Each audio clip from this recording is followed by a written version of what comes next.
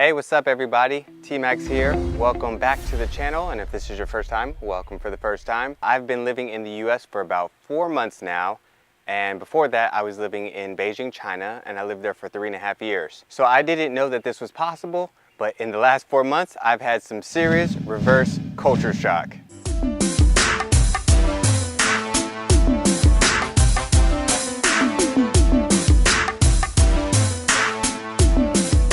So while I was in China, I did quite a bit of traveling. I went down to Thailand, and Japan, and Korea, and traveled around China as much as I could. And I just got used to seeing Asian people. And whenever I'd see somebody who wasn't from Asia, I'd be like, oh wow, look, Westerners, somebody from, they could even been Australian, but everybody that wasn't Asian was a Westerner. And so now I'm back in the US and I'm in Florida. So it's the opposite. There's a very small Asian population here in Florida. I'm not seeing very many. It's just so weird not seeing some guy with a Beijing bikini, or you're gonna run into an IE, or if I ever see anybody on a scooter, I'm assuming they're gonna be, a YMI Quai guy or something, and they're not. And there are Asian Americans, but they don't live in Florida. And if they do, I haven't seen them. So while I was living in China, I didn't own a car or anything, so I used a bike for everything. I used to ride a bike to work. If it was within 20 minutes or less, I was on a bike. And I got used to that and I loved it. It was, excellent exercise, and it was just a great way to see the city, to learn stuff, to experience new things. And then now that I'm here in the US, in Florida specifically, it's not very biker friendly here. And there's very rarely a bike lane. And that's a shame. I think there should be more. For people who commute to work or do everyday errands around the city by bike, it's not so convenient. It's actually quite dangerous, and the Florida drivers don't have the best reputation.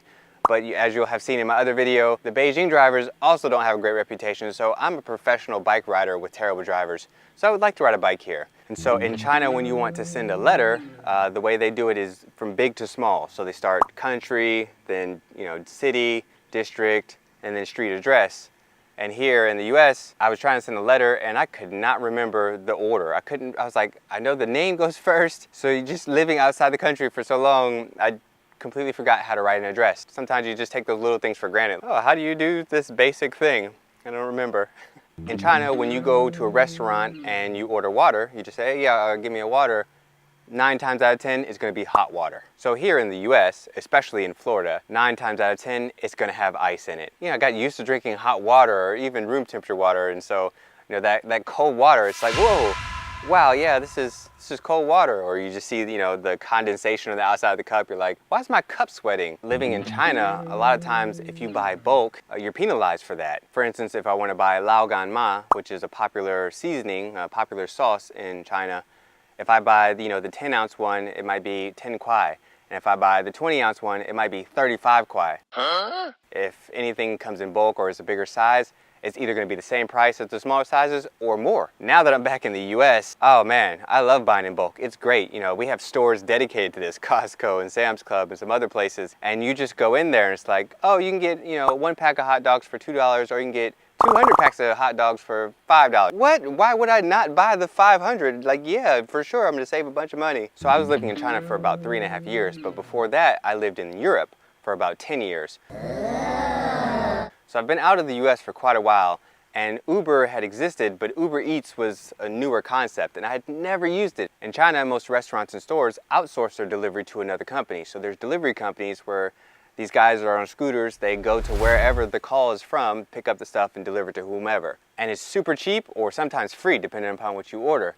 And so being here in the US, I was like, oh, UberEATS, okay, so we have something similar. But I didn't know how it worked. So for those of you who don't know how UberEATS works, you put in your order at a store or whatever, and then the store doesn't prepare this and then give it to the delivery guy who brings it to you.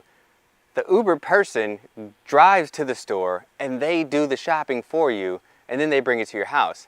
I just thought that was really strange that it's just another person who is probably an Uber driver as well. It's like, hey, let me pick up your groceries too. So when you go to China and you want to buy something, especially at the silk market or something on the street, you are going to negotiate. It's a rite of passage. It's something you have to do. And the Chinese style of negotiating is seller puts his price here and you go half or lower. That's the buyer's prerogative, is to just start as low as possible.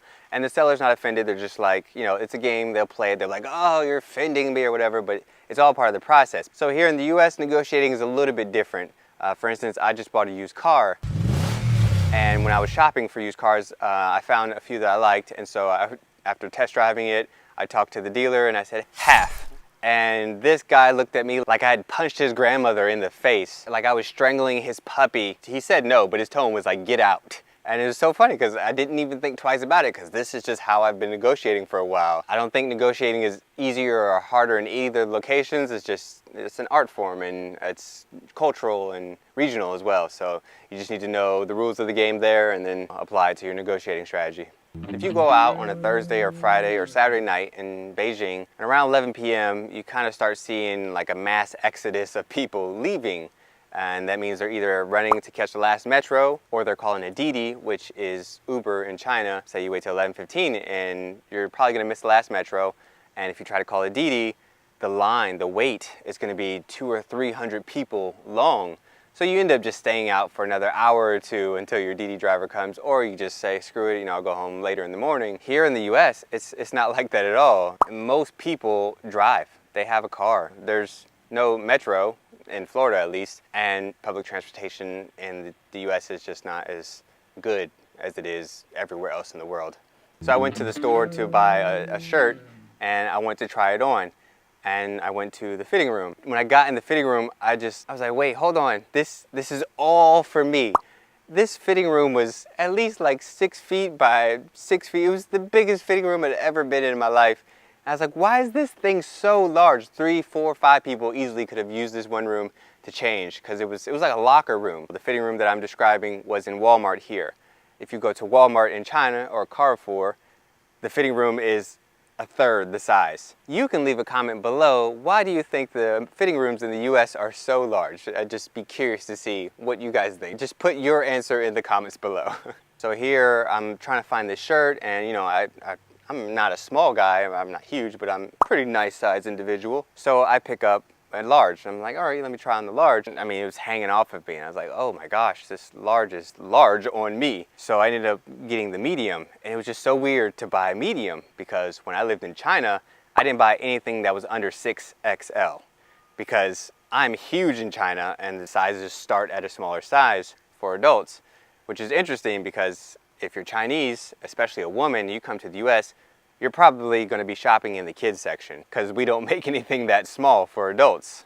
So in Beijing, I used to live across the street from a movie theater, so I used to love going to the theater and watching movies. And I did a video about being an awkward expat in the US, and I mentioned the thing about salty popcorn versus sweet popcorn. When I went to the theater in China, if the movie starts at 7, they'll play the first trailer at 7. You're probably only gonna get 1 trailer, maybe 2 if you're lucky, and then the movie's starting. Just like all of 6 minutes of something, and then the movie's starting. I went to the movies here in Florida a couple weeks ago to see the new Spider-Man movie, which I really liked. Before the movie starts, there was about a half hour of just commercials and trivia, like the pre-movie experience or whatever, for a full half hour. At 11:15, when the movie was supposed to start, that's when they started showing commercials. Okay, this is strange. Maybe it's just 1 or 2 commercials.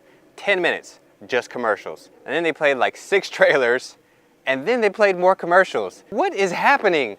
And I kept looking at my watch like, when is this movie? 12 o'clock, guys. 12 p.m. The movie starts at 11:15. 45 minutes of commercials and trailers, and then the movie started. That blew my mind. I was not ready for that. And so if you have lived abroad and you've come back to America and you were just shocked by the way culture had changed or evolved, or things that you just didn't know, let me know your experiences. Put them down in the comments below. And thank you again for tuning in, and feel free to hit that like button, and feel free to hit that subscribe button, and feel free to share the video, and feel free to do all 3 of those if you'd like. And I will see you in the next video.